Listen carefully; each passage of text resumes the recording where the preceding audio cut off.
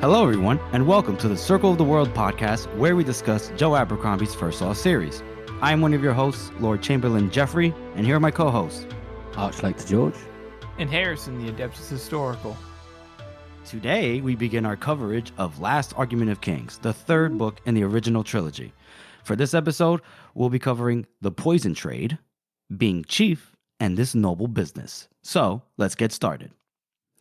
Before we get on to our first chapter read-throughs and everything, I just want to say thank you, everyone, for your continued support. Got to say thank you to Will, Stephanie, and Josh for that fantastic little surprise they provided to us. I do want to make it known that we had only discussed it, I think, like once on like a whim as a joke, and they did exactly as we pictured, and even better. Yeah. So it was completely out of their way. Did it? Organized it all themselves. We did have to edit a little bit, but apart from that, like it was all them. Yeah, and they were brought a tear to my eye. They were fantastic. It was like a perfect present. It really was. And I like how they reenacted all our little idiosyncrasies, like what is it? Oh, we'll cut that my cough or my burps, and we consistently say we'll edit that bit out and never do. Yeah. me constantly messing up things, even though I'm the Adeptus Historical. Constantly get things wrong. or George cutting in and out. That was great, and we had a great time meeting each other for the first time in person. That was fun. Which is also we were going to hate each other. Is also what I didn't think that. I know. I was just trying to cause friction, cause dissension and turmoil within the ranks. My good sir. Like wow, we got along so well, even though we thought we were going to hate each other. Isn't that crazy? Oh wow, character conflict. Now I care. Yeah, we went to shooting range. We got super drunk. Great food. Yeah, we blew George's mind. He has never seen sandwiches and burgers and steaks. He was just like, "What is all this? You fucking what?" I've barely eaten since I got back in. He's like, "I'm already shedding off pounds." You said even our fast food is better, huh? Wasn't it, guys? Oh, everything better. Yeah. But yeah, no, it was a fantastic trip. We went to New York City, we went to Boston, went to Philly, and stayed in Jersey. It was a great time. It was a great time. It was awesome. Jeff was our host. Already looking forward to the next one. Jeff's a great host. I tried. I was running on fumes by the end, but I fucking tried. Driving 6-9 hours in one day will do that to you. Whatever that was, that from Boston straight to Philly. And Harrison helped. I didn't because I'm a useless city dweller. Yeah, you can't drive. You can't drive even in your own country, let alone here. So, anyways, thank you all for being so supportive, because we would have never gotten together if we had this many people watching us. Let's be honest. Yeah, if it was just 4 people, I think we'd be I think we'd have petered out a long time ago, wouldn't we? Yeah, that's true. So thank you, everybody, and we'll do it again. Maybe the next time I don't know if it's Oklahoma next or is it the UK next. What do you think? I think we'll have to decide that. We'll have to figure it out later. Yeah. Right now, we must continue the show. Yes. So we'll move on because George is barely awake. We'll move on to our first chapter read through of the next book, the final book in the original trilogy, and it is The Poison Trade. And here we meet back up with our good old friend Superior Glocta. And Superior Glocta is chilling in the hall of some nobleman who's visiting Adua, because all the noblemen are in town due to the impending election if, wink, wink, the current king dies. Obviously, he's not in the best health, and both of his heirs have met a dismal, grisly end, right? It's true. It's damn true. It's damn true. And I love how we see Glock acting as this sort of agent here. I mean, we've seen him as the investigator up till now, mostly. But now he's this sort of salt, a whip, basically. Mm-hmm. So he's just going around intimidating, being a generally man. I like Yeah, that you get the impression that he's been doing this over and For some over again, time. like day in, day out. Yeah. Yeah, because I think from before they're hanged up until Last Argument of Kings, it's about 3 months, right? That time period, Yeah, 3 Yeah. months. 3 months. And Glokta, as you said already, he's been Salt's lackey in terms of bargaining, threatening, intimidating, the whole shindig. Basically what politics is all about. And he's here to meet Lord Ingolstadt. The voice that Pacey did for him in the audiobook was funny. I enjoyed it. Very. You listened to the audiobook. I did. I read and I listened to the audiobook. So Nice. be It is proud a of good me. voice. Superior Glokta, how can I help you? Of course. Please be seated. That's pretty good. He sounds like Guslav in the first book. Yeah. Peace, capital.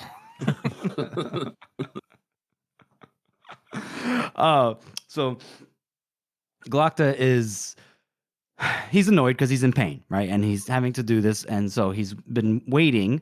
Ingolstadt has him waiting for some time, although it's not clear why he's necessarily waiting because we don't see somebody else leave the office. Ingolstadt opened the door, and he's like, just shitting "Glokta." himself, isn't he? He's like, oh god, oh god, oh god. Who? Glokta? Ingolstadt. Oh, He's you're just like talking keeping him waiting for as long as he can. Oh my god, he knows what's coming. right? Yeah, because he's already, as Glokta starts to say why he's there, and that his name has been kept out of a lot of different places. He starts kind of making these veiled threats, like saying that he's been implied to be in the Mercer plot and the Spiders and everything. You should point out that Glokta, he segued into that very nicely, though. Right? Ingolstadt, at first he's like, "Whoa, I hope you can see that this is a noble cause, and I cannot bound. duty bound." Yes, the finest candidate of many excellent men available.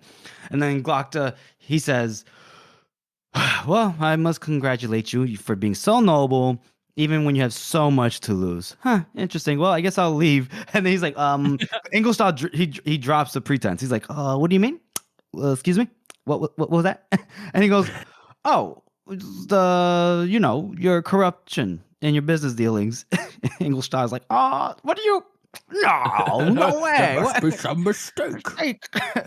And then Glokta's like, nah, I mean, I have this paper. He just slips out the paper real quick, and he says, "You were mentioned in the confessions of the senior mercers often, Here you go." It's like, and I love how he sets it up.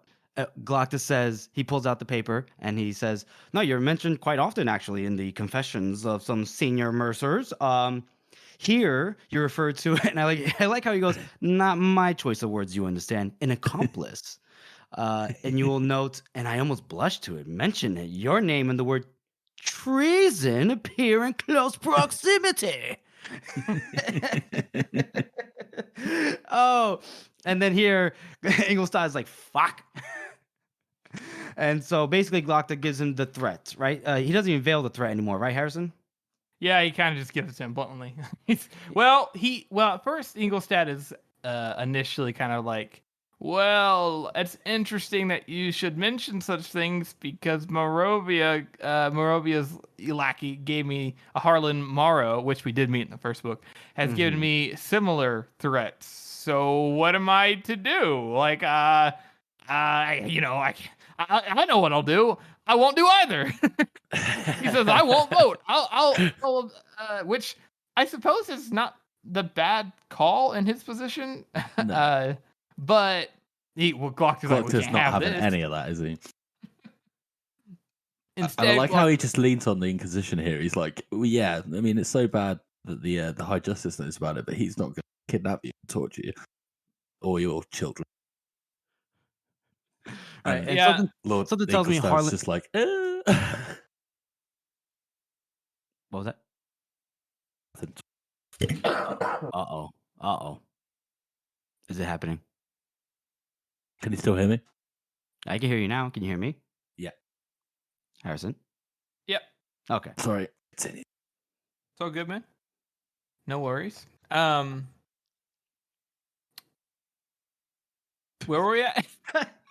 Basically, I think George was saying that Morovia is basically ruthless like Salt, but the Inquisition is going to be the group that's going to kidnap you, torture you, put you, throw your body in the docks, that kind of thing. Yeah, I think a lot of it comes to the fact that Morovia has a similar powers to Salt, where he has a lot of information and can blackmail people and convince people to do what he wants for X, Y, Z. But the difference comes at how they end up the final pull and push. Whereas Morovia will probably appeal to their better nature, and he will probably also try to do an instance of like, listen, I'm the High Justice, you can trust me. Whereas you can't trust the Inquisition at all, so the Inquisition just like, we'll chop off your legs if you don't do what we say. Yeah. Yeah. Mm-hmm. And in this case, Glockter goes after Ingelstad's daughters, and his choice of words, like Joe's choice of words, is like very clever for somebody making a threat. Because Glockter says, what does he say here? He's like, yeah, 3 young innocents on the very cusp of womanhood is the line that Glockter just creepy, used. Isn't it? Yeah, it's creepy. It's creepy, especially coming out of Glockter's mouth. Yeah. And Glockter's not even a pervert. He's saying this just to intimidate Ingelstad, which I think is a nice touch for like a character, because we know Glockter well enough to know he's not really. That's not his issue. He's got many issues, but that isn't one of them. That is not one of them.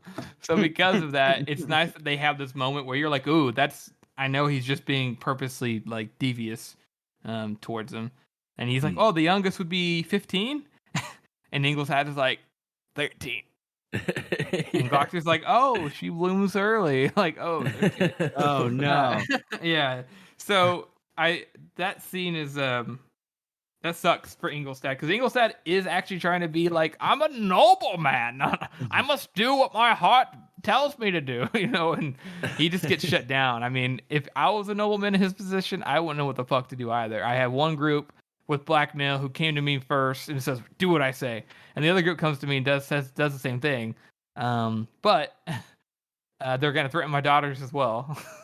So what is a man to do? Well, Glockter doesn't care about that. He says, you're going to vote our way. He basically does the first law equivalent of that meme where it's like, those are some nice daughters you have there. It'd be a shame if somebody was to inquisit them. Yeah, I mean, Glockter could just go that one step further. Yeah, he could go. How fearsome and right, well known the position is for being the Inquisition.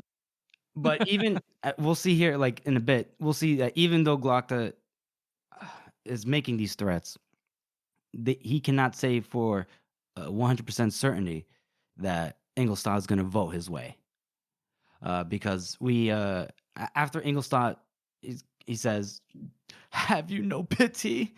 Glockter says, "Not anymore, Chief." And then there's a little bit of a break, and we're in Archlector Salt's office, and it's him, Superior Goyle, and Glockter. And Salt is staring at this wall that's covered with papers. It's 320 papers, and each one is the name of like a nobleman, right? Yeah.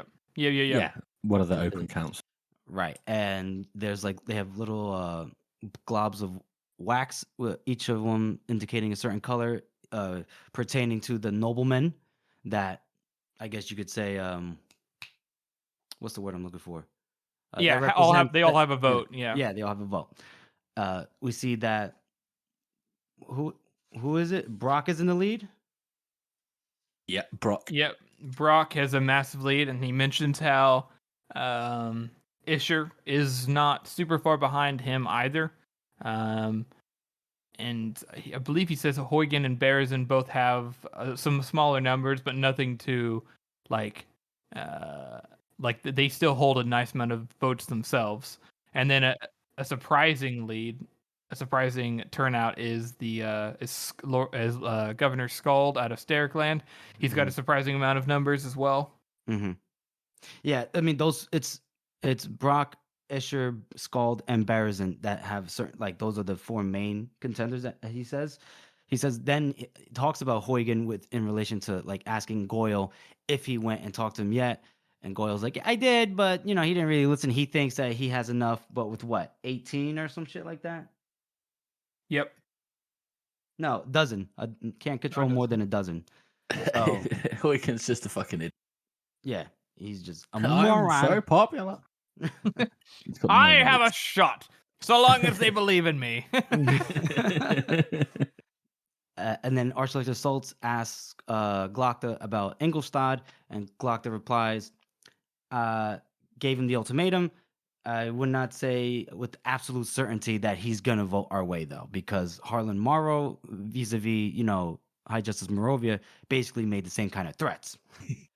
And he uses a George R.R. Martin word here. Is it fucking lick spittle? Oh, shit, that's right. Morrow? Isn't he some his lick spittle of Hoff? Lick spittle. And then Goyle, here, he goes, he could be taken care of quite easily. And then Soul snaps. He's like, no, you cocksucker. Why is it every time there's a problem, you want to kill it? We can't do that right now. And I love how he just keeps telling off Goyle. Goyle's just like, oh, boss, I'm so sorry. Yeah. And then he lists all the issues that the union is facing, with taxes not getting collected, crime is just being unpunished. We have some guy called the Tanner, causing mischief and mayhem out with the peasantry. Excuse me. There's only 2 regiments of the King's Zone that's left in Adwa to maintain order, and that's not enough, apparently. And then, obviously, everything's going on with the army in the north that they're worried about. Harrison, you want to take over with, like, this little part? Yeah, so they basically said that they've been stuck sieging out Dunbrack for 3 months. And that's probably ample enough time for Bethesda to regroup, which means they're probably not going to come back anytime soon. Which means they can't deal with the problems at home, and there is not going to be any kind of reinforcements coming back from the north. And I do like this little tidbit here too, because of how weak they are. That Salt basically says there's a chance that like one of the noblemen might come in with like a force of men and try to just take it by force, which is an interesting thought. Mm-hmm. George, you want to add anything? Not about this bit. Not about this bit. Okay. So so thank you for that, Harrison. We'll move a little bit. We'll talk about how Archlector he's getting frustrated because he has 25 votes, or I guess the Inquisition has 25 votes. Not necessarily clear on how this is going to work. Like, is the Inquisition going to put forth a candidate, or will they support a candidate? Do they want the people that they support? They don't know. Right now, they're just trying to have votes. That way they can have a say. Right. Which I guess is okay. All right. So Salt has 25, Moravia has 18, and for every vote that they gain, they lose one somewhere else. It's politics. It's crazy. He tells Goyle to write to Lord Governor Meade to get his support. He's gonna Salt will talk to what's his name, Huygen himself. And he tells Glocta to talk to Wetterlent, Lord Wetterlent. But it's we'll deal with them before later. This. There's a bit where Goyle says, perhaps your adamant time has come to call again on our friend at the university. And he just like obviously slips out with someone he's not meant to say it. It's like, shut up. Shut the fuck up. and Glocka's right here, you dunce. And Glocta just stands there and pretends like he doesn't hear anything. Yeah, he's just staring out the window and he's just like, just puts his fingers in his ears like, I didn't hear anything. I like how, despite the Inquisition being like having all this leverage and making all these threats, that they still losing seats not just to Moravia, but because of Brock and like the other noblemen, this is like the first time they've actually had like real power in such a long time. Right. That they would rather invest their stuff in their own people than invest in the close council, because right now they all hate fucking Moravia and Salt anyways. So yeah, if they win, then it doesn't matter. Right. They're not happy with the close council because of everything that happened with the Mercers, the what's that other guild? The Spicers. Yep. There was something else. There was another incident from the first book, I think, or maybe the second book, but a lot of people went down, and we all remember Brock when he goes, "This is an outrage and injustice." An insult. That's it.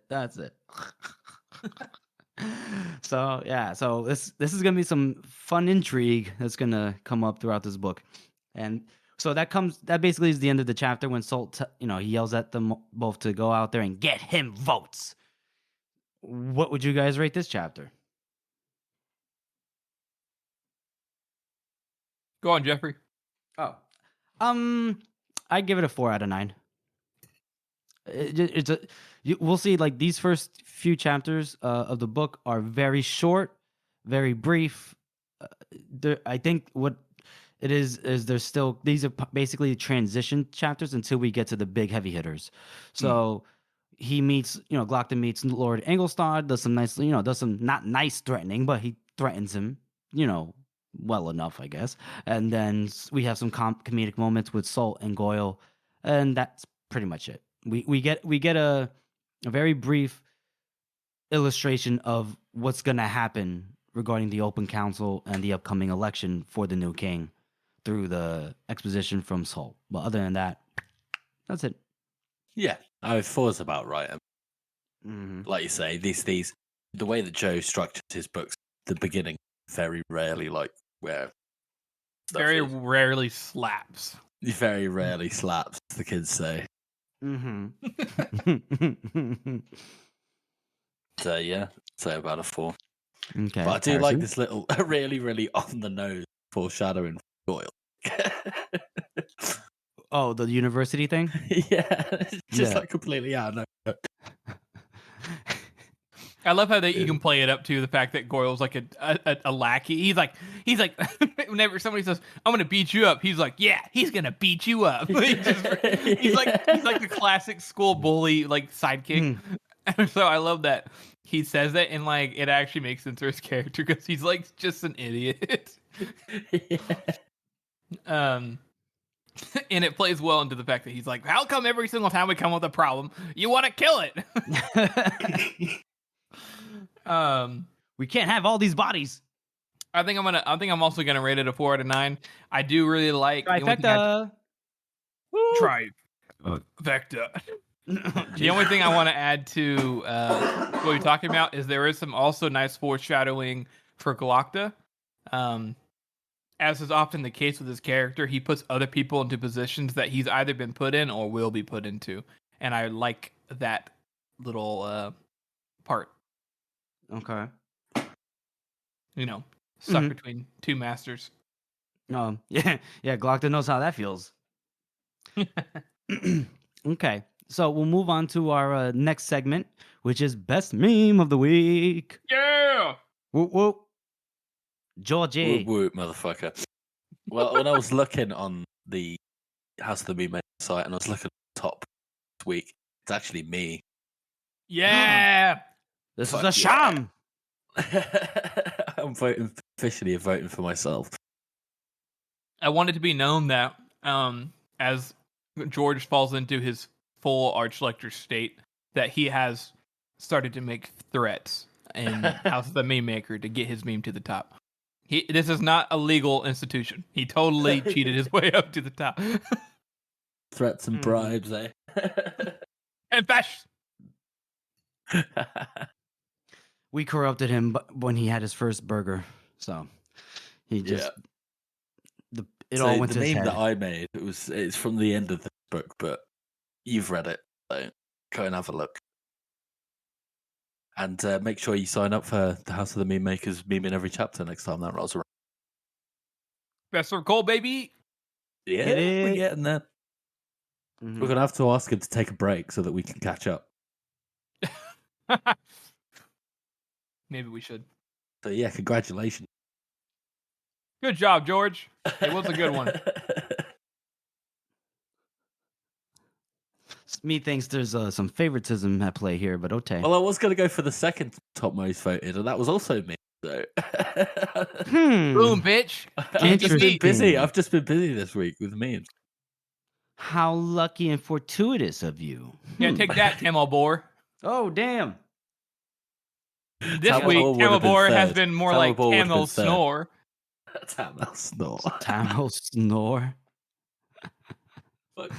Oh my god. All right. He will be All right. featured in our guest spot. Yes. Yeah. Oh, by the way, we should mention that the order of like publication with these episodes a little switch around. The next our guest spots are coming after this episode. Just a quick Due to FYI. scheduling conflicts. Yeah. Yeah. So let's move on to our second chapter read through, Being Chief.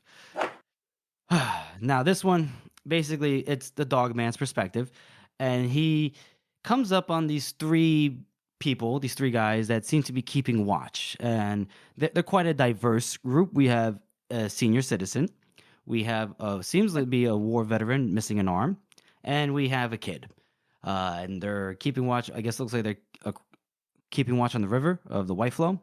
Dogman, he shuffles up to them with the fake limp and then a bottle of liquor, and basically he tries to make nice with them, and he shoots the shit. Says his name is Craig, which is it's all right. It's the most normal name in the entire fucking but series. spelled wrong too, right? How is it spelled? Craig. It's Cregg. Way to first lawify it, Joe. And they're like, "Hey, Craig, sure, come join us, and as long as you give some of that liquor." They're shooting the shit. They're talking about Bethod being a mean bastard. They're talking about Rodriguez dying in the most recent battle. That Dogman's now the chief. They heard that he's a mean bastard as well, but better than the Bloody Nine at least. And They heard that he's a huge bastard. And that he earned his name by biting people's noses off. No, by biting women's teats off. Oh, sorry, by biting women's teats up. My bad. I don't like how he just sits there and he goes, "Do they now?" Do they say? It's like, what? That's furious. That ain't me. And basically, they're chit-chatting. And basically, Dogman says, "Yep, you got to support your chief no matter what they ask you to do. Shame, you guys all seem like nice guys." And they're like, "What? What you mean by that?" And then that's when Dow sneaks up behind the kid, just cuts his fucking throat open. Grim takes out the one-armed guy, and Dogman stabs the old dude. Just murdered them right off the bat. Yeah. And the kid is holding his neck and crawling for the bell, because I guess to alert the nearby town. We learned that the nearby town later on is Ufrith. But Dow's like, "Oh, no, you don't, Sonny." And he just stomps on the back of his neck and crushes his fucking bones. Like, oh, Lord. Yes. I mean, we've seen this crew like murder some dudes before, but they always deserved it. And these guys kind of just were, They were just chilling. sitting there. They were just chilling. The horrors Just of having war. a drink, Yeah. Well, they are with Here that. goes Harrison justifying war crimes again. Yep, here we go. They are the enemy. Seem kind of Only following orders and all that. Yeah, I think Good we know soldiers follow orders. what side of the Nuremberg trials Harrison would be on. Side. I'm on no one's side. Can we appreciate how funny Dow is though in this chapter? He's breaking. Craig. He's like, "You can talk, dog What's man. the word Name- for it? Plausible. You're one plausible bastard, dog man. Well, I love the whole Grim. Yeah, you're right. I love the whole Grim thing too. Grim's like coming to all these words. he's like, "What's the word for it?" And he's like, "Plausible." That's it. Plausible. That's what you are. And he's like, "Craig." My name's Craig. Got stabbed up in the arse up at Dunbrick. He's like, "This makes it funny." Stabbed in the ass. It's such like, it's so perfect. If one of us went into a group of people, we're in the apocalypse, and one of us pulled that stunt, we'd walk in and be like, "What the fuck was that? Why didn't we just kill him?" That was hilarious. And then the Grim, and then they're like, "Man, we got to chop down this bell. We got to get rid of it. That way no one knocks into it or something." And Grim is like, "Waste of a bell." And Dow's like, you fucking what? I love his reaction. He's like, waste of a bell, I swear. He was, I liked you better when you were quiet. And he like, and then like a minute later, he's still like, waste of a bell, by the fucking dead. He's like so annoyed by it. Oh, and then we see that Dogman does like some signals with the lamp. You know, he covers it, uncovers it, whatever. And it basically means the Shivers and the boys, they come in via boats and they tie bags of straw around the boat so that when they come against the wood, they don't make too much noise. And then they all split up into groups. They all have specific tasks to do to make sure that they take the town by surprise with as few casualties and deaths as possible. You have Dow leading a group, you have Toll leading a group, Shivers, Grim, and Dogman, right? I believe. Yeah. And they just some time later, Dogman he keeps the bell. Sometime later he rings it in the middle of like I guess the main thoroughfare. And he's just waiting for the townspeople to come out, and they all come out, and they're confused as shit to see all these many Northmen just hanging out in their town. Yeah. Go ahead, Harrison. Oh, I like the fact that Dogman is like getting to lead, and that he's saying go here, go there, and in his mind he's like, I don't know if this is gonna work. It's like he has got no clue what he's doing. He's still just like winging it. But they all have faith in him, and I like that new leader kind of edge that this chapter has. Harrison, you're right. We see Dogman's leadership qualities really come to light here, and he's a good leader. And I think what it is the self-doubt, the questioning if the plan's going to work is good. It keeps him on edge. It keeps him hyper aware and hyper vigilant of possible outcomes, obstacles that might come in the plan. What was that? And he's very much not one to sacrifice lives. So he's trying to create as little death as possible for both his men and others. Mm-hmm. Yeah, he doesn't want anybody to die. He's always constantly needing to piss, and because he gets so nervous about everything, right? So the townspeople come out. Finally, the majority of them come all out, and they look at the Northmen. And Dogman introduces himself. He says that this is Grim. The other guys told Duru, we're here with 500 Carls, even though it's really like 200. And he says, last night we took your city. There's no point in fighting. We already have your guards all tied up and everything. Some of my people, and I want you to know I'm talking about Black Dow, and the Black Dow's like, that's me. And then people were like, holy fuck. And then he says, like, some of my people wanted to just go outright kill you all. But we decided against that and just not want to kill no women or children. And we just want to say, if you give up your weapons, we can get along all nice and, what's that word for it? And then Grim is like, civilized. Yeah, civilized. Thank you. Then I guess the old man that represents the town says, sure, well, I guess we'll do that. Just, will you leave the women be? And Dogman's like, yep, we'll do that, no problem. But Dow obviously is like, well, we'll leave them be that want to be left be. And it's like, Jesus, Dow. No one wants to get bothered. Stop it. And Dogman kind of puts his foot down here too. Like he does this earlier on and before they're hanged, where he gets mad at Dow for talking about Cathville in a sexual way. And that time he looks at Dow and he's like, hey, he gives him a hard look, but he's like, oh god, I'm gonna shit my pants. This time he just gives Dow a hard look and there's no other comment made, which I think is a really nice touch to show that Dogman is accepting his role better. Like, he's still got that doubt, he's still worried, but now he knows that he has authority, and he's not going to put up with Dow's bullshit when Dow's being, a little ridiculous. So he just says, he gives him a hard look, and that was the end of it. He didn't doubt himself there. Mm-hmm. Yeah, he says, we'll leave him be, I'll see to it, and that was it. Yeah. Go ahead. You want to add some more? No. Okay. To that part, yeah. All good. Yeah. Sweet. And so, one by one, the crowd comes forward and they drop off their weapons at the feet of the Northmen. And they all just stood there for a little bit. And then they're like, what do we do? And Dogman's like, all right, get the fuck back to your houses or something. The union's coming here in the afternoon, kind of want the streets empty. And they're like, okay. And they Wait, you sure you don't want to kill us? and they're like, oh, interesting. They're not going to kill us. Look at that. All right. Yeah, they're just waiting for it. They live in the north, and so used to everyone just getting murdered as soon as you get invaded. They're like, well, this is it. Mm-hmm. And Toll gives Dogman a nice compliment. He says that nicely done. Three Trees himself couldn't have done it better. That's nice. And then Dow kind of comes up again. And he says, well, about the women, if you're asking my opinion. And Dogman says, no, I am not. Thank you very much.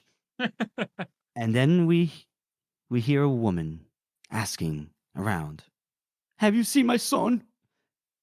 He was up by the water, guarding the water. Damn it, Jeffrey. What the fuck was that voice?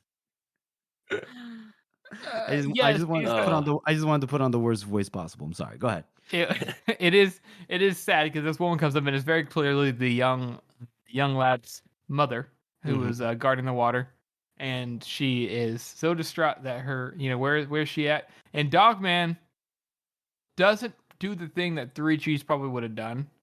Instead, he, like the whole time too, he's always thinking, oh, should I do it like Logan or should I do it like Three Trees? Should I be fearsome like Logan or should I be more reserved like Three Trees? And this moment, he just looks away and just kind of leaves it be. Well, even just snaps at her. I think I know where everyone is, and he lies to her. Yeah. Just turn around and say, yeah, well, dead. Yeah. Yeah, he doesn't say, I'm sorry. He doesn't say, well, we did what we had to do, and nothing. He just, he's like, you're right. He snaps at her, which is, that part's sad, and then he just walks away. And the whole time he's thinking, oh, you're a fucking coward, Dogman. You're a fucking coward. And that sucks. And as he said earlier in the chapter, it's like even more nerve-wracking for him because he doesn't just have to worry about his crew or his own life. He has to worry about everybody's lives all the time now. And in his mind, he failed, but Dogman still has not quite got the bones in him to face his mistakes fully yet. Dogman doesn't really have too many of them, but he's still struggling to gain the courage to face himself in terms of like dealing with other people. He would rather still walk away from those tough situations. Who wouldn't? Yeah. Yeah, But- that's a tough and difficult situation to find yourself in. Oh, I just saw your son get stabbed in the throat. I don't know how to answer this. Bye. Yeah. That's basically what he did. Also la Out vista. of sight, out of mind, eh? Yeah. If I just turn away, if I turn around, she doesn't exist anymore. And so therefore, the issue is, that's it. Issue is resolved. And as you know, it ain't easy being chief. And that's the end of our chapter. How would you guys rate this one? I'd give this one a 5 as well. It's like you say, Jeff, these are all short intro chapters, and they get us set up for the other story ahead. But apart from a few funny moments with Dow and Grim and the new fucking unexpected comedy duo, I think, just as it. So yeah, 5. I think I would probably rate this one. I think I want to go 5 and a knuckle, and I think interesting. that the reason I feel that way is because this feels to me like one of the few times we actually get to see Dogman lead. He came up with this plan almost completely on his own. There's a lot of character work in this chapter for the Dogman, especially since comparing to how little he's gotten comparatively to a lot of the other characters. I think it's really good, and it also just shows that Dogman is just different compared to a lot of the other Northmen.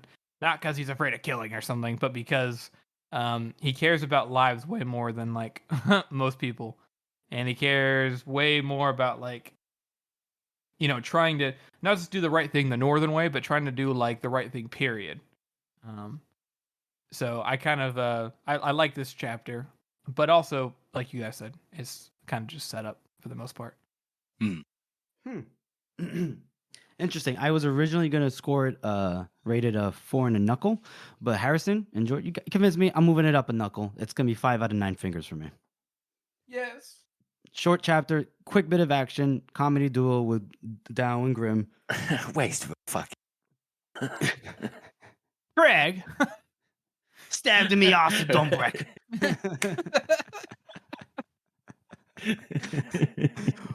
And the character growth in this short chapter, from Dogman's perspective, Harrison, that you pointed out, I'll give it a 5 out of 9. So excellent, nice. Now we will move on to our character spot, and you want to take this away? What we've got, Lord Ingolstadt, Mm-hmm. who is we don't see a huge amount of him. All we know is he's been involved in some shady shit in the past. With the Mercers, or what the Inquisition now refer to as shady shit. Rewrite that history. And it's only shady in post, right? Yeah, exactly. Yeah. So he's been put into a very fucking hard situation. Yeah, he I like that it's noted that he's basically, whenever he's working with the Mercers and stuff, he's just trying to reverse his family's misfortunes. And I mean, the man has 3 daughters, and the first time he comes to Adria to do his duty, the one time they actually get to really make a difference and choose a king who's going to rule the nation and a whole new dynasty for possibly centuries, he comes into town, gets double blackmailed, then gets his daughter's life like threatened on multiple levels, and he is then forced to have to make a decision or be probably punished by both. And yeah, he's a nobleman. All those noble bastards. But, I mean, he's still a man. And a lot of these noblemen who come here are put in the same situation. So that kind of does suck. And I just like that he's not just a really quick throwaway character. He actually does have some personality. And that's nice. And we see him later. So yeah. It's another one of Joe's very small recurring characters. That he fits a lot in a few lot. I feel sorry for the guy. I mean, what do you think? Lord Ingolstadt, where to begin? I don't really have much to think about the guy. The guy, he's not punctual. All right, he's late for meetings. He tries to pull a fast one over Glocta, pretending to be super noble when he's not, and he should be a little bit more careful with his daughters. I don't know. All right, I'm just saying. Something's fishy about this guy. Something's a little fishy about this guy. That's all I'm saying. After 2 books, I'm starting to realize that Jeff just doesn't like the character spot. He hates all of them. He wants all of them to die. Not true. Name one other time. Oh, he does like Forley. Oh yeah, you didn't like Forley. I didn't like Forley. No. I didn't like Forley. I was saying that like Forley is one of the only ones he does like. But anytime we mention like an obscure one, he's always like, fuck that guy. he's clearly not professional. Oh yeah. He's not punctual.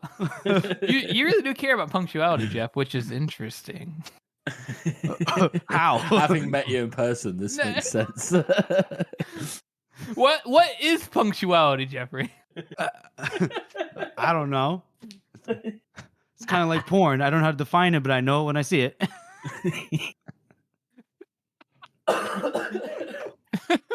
That's an oddly good analogy. What the fuck, man? What a Joe Abercrombie analogy. I like it. Oh, wait, thank you. Anyways, that's Lord Ingolstadt. Man, he better between a rock and a hard place, and maybe he should be a bit more punctual. Yeah, and he better vote the way Glocta wants him to vote. Yeah. Mm-hmm. Glocta's a good guy. Yeah. Obviously, he's the hero of the story. Oh, God. All right, let's move on to the 3rd and chapter read-through. Wait. It is the 3rd and chapter. That made no sense. Englishy wise. Hold on. Jesus, you're digging yourself a bigger hole, bro. I know. All right. Let's move on to the third chapter. Oh my god. I need a cigarette. All right. Our third in chapter. Let's move on to our third chapter read through, This Noble Business. And here we start off with Major West, Colonel West. It's Colonel. Colonel West. Whatever. Whatever. I keep track of these. He got promoted. All right. Good for him. That was like a whole book ago. Come on. Dude. Yeah, it's a whole book Hey, ago. Bob Jeffrey. So we meet up with Colonel Cullum West, and he's with Jallenhorn, and they're going through the gates of Dunbreck. Seems like General Croy's forces have managed to break through the siege and take down the fortress. And let's just say that the Northmen there made some interesting design choices. They had I guess we could say they were interior decorators over east of the Krina, right?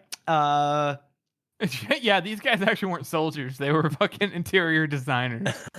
They Looking were for work outside their perspective normal institutions. Yep, and all they had to work with were the bodies of Union soldiers. So they're like, well, if we're gonna show off our skills, we're gonna do it right. Yeah, so they basically took a whole bunch of the all the men that were originally captured super by now, like a year ago. And when they very first took the fortress of Dunbreck, and they strung them up and cut the bloody cross on them, and they just left them there. And then themselves, all throughout the fortress, they were starving because they didn't have enough food to eat, because the North is not known for its food production, and they were in siege for 3 months anyways. And despite the fortress being pretty much impenetrable because of Union engineering, and the walls apparently are indestructible to catapults and trebuchets. Mm-hmm. They still got in. The Union did, even though the defenders are probably going to starve soon. But they were able to get in just by chance. Yeah, you want to explain how that happened? George? Sorry?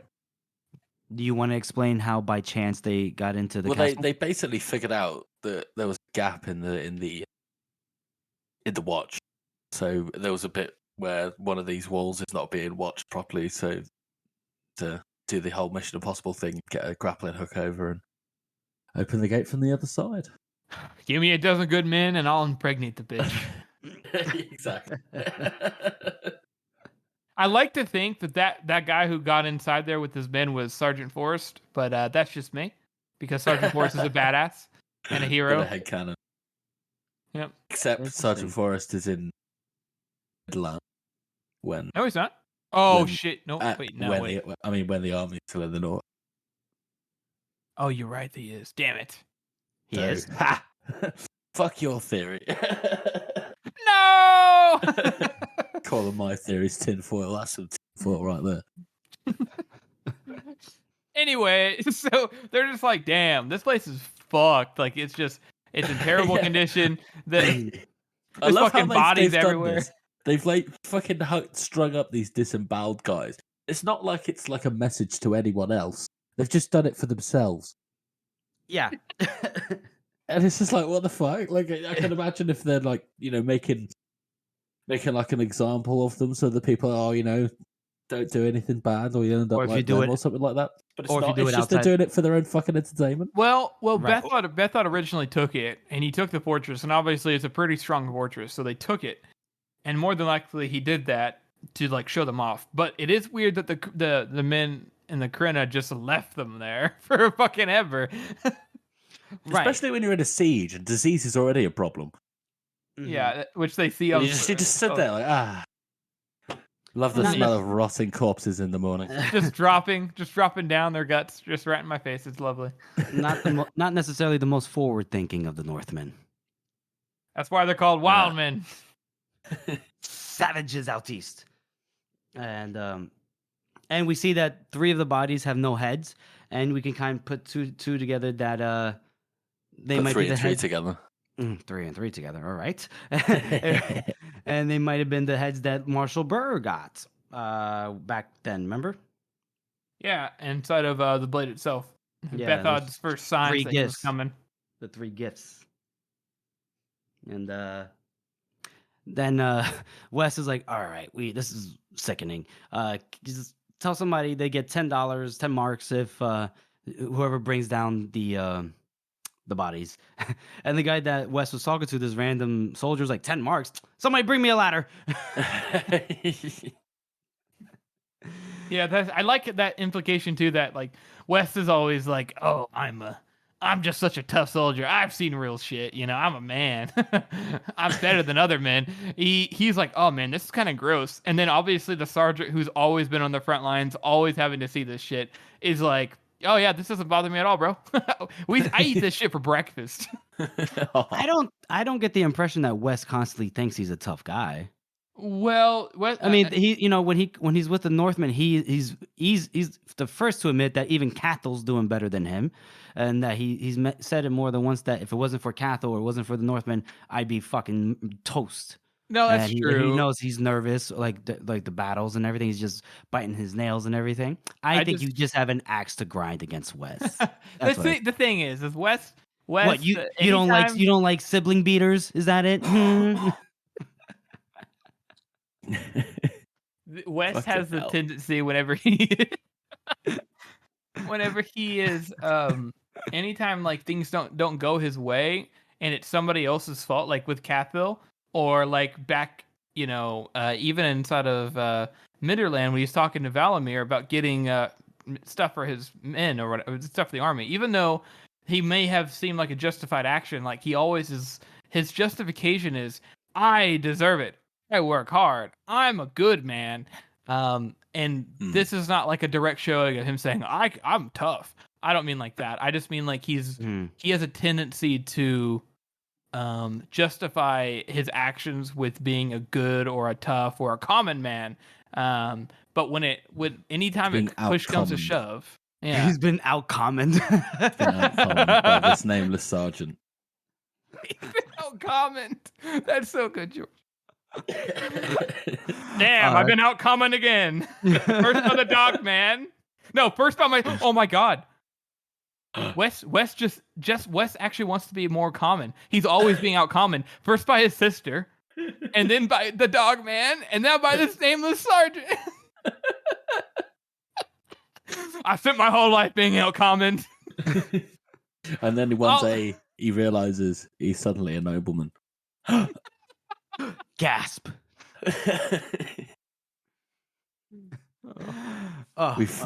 We've unveiled one of the hidden themes Joe put down almost 15 years ago. The desire to be poor? To be poor. To be less than wretched.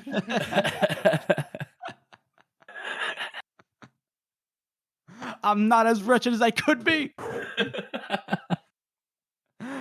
Oh. Anyways, so they get done going to this fortress, and he gets the man down. Yeah. Takes down he gets the sergeant to take down the bodies. Then a bit of a time jump, and they're doing a briefing with General Polder, General Croy, and Lord Marshal Burr, and Colonel West is obviously present. And Burr is like, all right, finally the fortress is back in our hands. We know that Bethod's on the other side of the river. And then Polder is like, finally. Croy's like, you motherfucker. Well, to be fair to Polder's area of expertise is siegecraft. Really? I thought it was Croy. No. Polder says siegecraft is my particular area of expertise. Oh, he does that. He says that at the end of the second book? Yes. I'll have to check that. I'll do a little bit of fact checking on the Adeptus. But okay, all right. So to be fair to Polder, apparently he has some quote unquote expertise, self-proclaimed expertise in siegecraft. Croy gets pissed off at this. He's like, capturing it is no easy fucking task because it was designed by the Union's foremost military architects, and no expense was spared. And it all took about 10 minutes. At the end. Like the actual, the actual task, it took like 5-10 minutes. It was hilarious. And Bird tries to keep the peace. He's like, yep, it's a difficult place to take. It's all right. Do we know how the Northmen did it in the beginning? Croy says that none of the defenders survived to be able to to tell them how they fought to the last man, I guess we could say. Basically, he says it's in poor condition right now, though. Repair's going to take a while. Hmm. And Burry goes, oh boy. And they want us to go into the north as soon as possible. We're talking about the close council. It's to give positive news for the citizenry.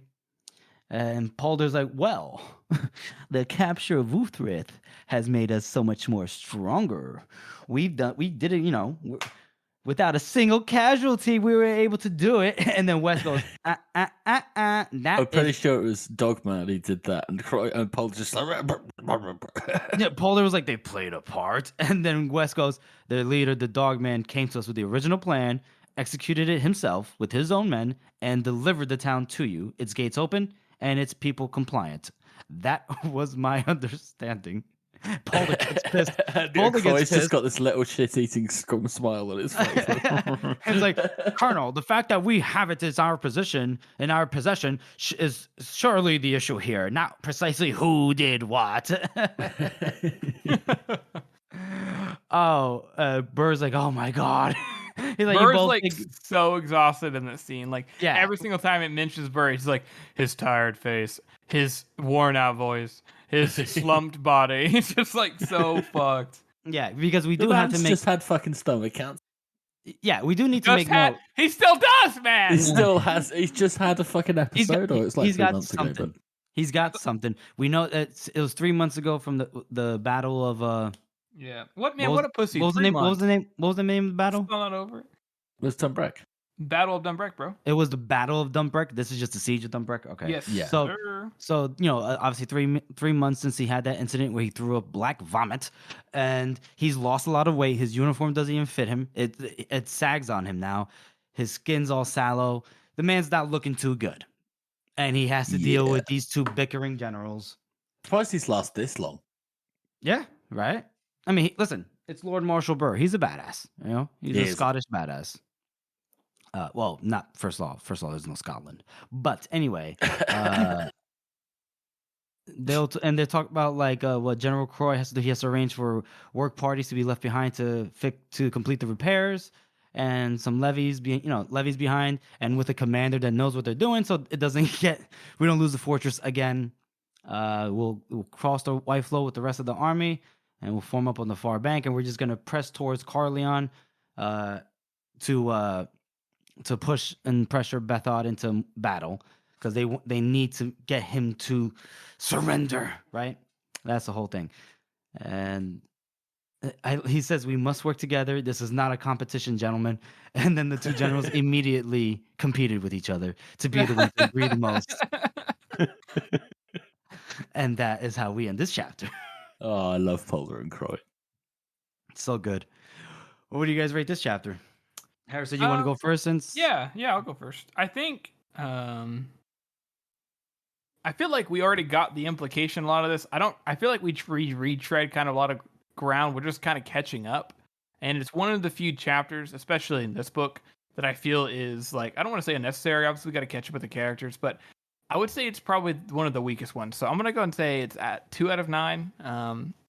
And not because it's a bad chapter. There's no bad chapters, but because it's kind of a. I feel like it's just a pretty weak chapter that is almost unnecessary. That doesn't really add too much to any of the characters, other than just giving us a little catch up that we already kind of knew, anyways. So, that's where I stand on it. Yeah, I think Harrison's exactly right. I'm even going to go down to a 1 for this. What? Because it's just the two scenes, and I love Polder and Croy, but we already knew most of this stuff, like from the last book. We knew what was going to happen. Yeah, stock. Well, just because I like sequences, I'll give this a 3 out of 9. Just because you like sequences. That's not what we do this, Jeffrey. It's the way I do it. I'll tell you that right now. If you want it to be a real sequence, it should technically be a 1.5. A 1 and a knuckle. I like whole numbers sometimes. Only sometimes. Only sometimes. Alrighty. Just because, like you said, 2 scenes, that short of a chapter. I mean, they're all 2 scenes, I think, if you think about it. But less happens. I don't know. I think just about the same amount happens as in Gloctis chapter. Some conversation, a meeting with your leader. It's pretty much the same thing. Just give it a 3 out of 9 for me. So yeah, that's the third and final chapter read through. Now we move on to our next segment, which is the community interaction segment. Harrison, take it away. So I did. It's been a while since we posted, so I posted instead of just doing like the North, I put preferred place to live like for the Union, and I was actually kind of surprised by the outcome this time. I didn't know what was going to win, but it turned out to be very interesting. We did have, of course, the people who were like, "Oh, this is I picked what do you say, Thond, because of the women," which is fair. That's a good vote. And I did It's not forget. in the Union, though, is it? It's not in the Union. I did forget about Westport. I would have done Westport instead of Valbec. I did Valbec kind of as a joke, obviously, but still, 10 people also wanted to live there. Damn. But I would have done Westport, but I don't think it would have done too much better, judging by how popular Midderland, countryside, Adua, Stericland, England, and Dagosca. Adua won with 92 votes compared to Midderland right behind, like the countryside with 80 votes. I'm really surprised by that. England, which is interesting as well, seeing as England is had to deal with like what, like 2 massive invasions in the series, and a lot of people like, yeah, you don't ever actually get invaded, but there's a lot of chaos involved. Also, it's like those guys that are like, oh yeah, no, I could definitely move up to Alaska, just live in like the wild. Well, the bottom third of England is fairly okay. It's that's all right. It's like The England. bottom third. Yeah, exactly. Bottom third. Somebody said, the Dagosca, I bet in peacetime was actually a pretty cool place to live. Other than the heat, yeah, I think it actually would be pretty cool. And the racism. Well, yes, the racism, but I think kind of what he was implying is like, if you are, if Dagosca has a city on its own, like if you just live there, like before the Union, I bet it was, hella nice. And Stericland got 26 votes, which I didn't think Stericland would do that good, which I suppose it didn't. But all those rebellions, there's a lot of rebellions. Like every single book, they're like, "Oh, we just put down another rebellion in Stericland." Every single book. Yeah, but doesn't that comes later on in the series? Those rebellions. No. No, they've mentioned it in these as well. Burr specifically states that. In the first book, he does mention that he came to prominence in the Starkland rebellion. Yeah, right? He dealt with that. Rebellions. Yeah, he did have to deal with a lot of rebellions, and then inside of obviously Red Country, they had to deal with a rebellion, and then same thing inside of a little hatred too. They just had to get done dealing with another Stericland rebellion. Actually, during the entire Age of Madness trilogy, it seems like they're having not deal with constant rebellions, but constant unwest a lot. So Unwest. Was there something funny? But anyways, I'm glad to be doing the polls again. It was interesting to see because a lot of people. I would have picked Midderland Countryside myself because it's nice and. I was actually watching this as it was developing, and Midderland Countryside was in the lead for a long time. Yeah. And Until I all was the surprised fucking that people city pick folk came it. in. Yeah, fucking city. Well, Interesting. Say one thing for Adua though. Say it's got opportunities. Does it? Okay. What? What? I'm just saying. It does. well, Yeah, I mean, yeah. all right. If you say so. I Well, mean, compared to everywhere else in the entire circle of the world, is there another place with better opportunities? When are you gonna go to fucking the temple and shop and become a eater? Oh, what a great opportunity! Are you gonna go to the Union and fucking become a miner or get raided by Northmen? Or are you gonna go to Starkland where you're gonna get fucking killed by people who are like freedom for Starkland? Oh, maybe the Far Country where it's completely lawless. Where else, Jeffrey? I don't know. Stereo? I kind of like the Goska, I guess. You know, I don't know. Oh yeah. Where you can get either people you're gonna be a racist or you're going to be racisted. Nah, you know, I think I like East of the Krina actually. I get to be my own. I get to be the interior decorator I always wanted to be. Nice callback. Thank you. Jeff's like, I'm thinking skull. Everyone's like, ooh, skulls. I prefer human flesh draped over a tarp. No, even better, as the tarp. Or as a dress. Oh my god. We're done. We're done. We're canceled. That's our show, everyone. We want to thank you all for listening and supporting this podcast. As you know, this is a passion project for the three of us, and your support really does mean a lot to us. Join us next week as we have special guest Tam L. Boy. Woo! Woo woo. And make sure you follow us on social media. We're on Reddit quite actively. We're on Instagram not as actively. And we have a website that's not working properly, but it's thecircleoftheworld.com. You do. And if you haven't already, please subscribe to our podcast on Apple Podcasts, Spotify, Google Podcasts, or any podcast app that you use. And please make sure to rate and review this podcast as it helps to spread our reach. Thank you all again for listening. Waste of a bell by the fucking dead.